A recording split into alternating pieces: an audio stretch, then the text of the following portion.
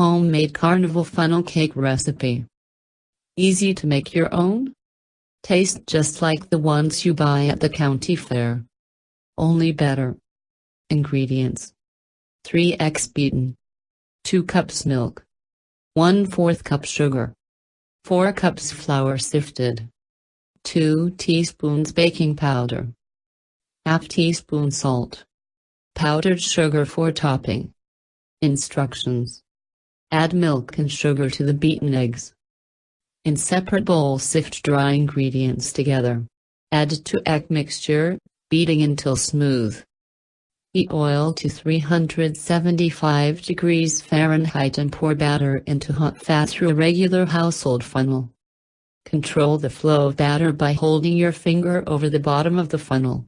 Make patterns, designs, swirls or whatever with the stream of batter as it flows into the hot fat. When cakes are golden brown, drain, sprinkle with powdered sugar and serve warm. Enjoy.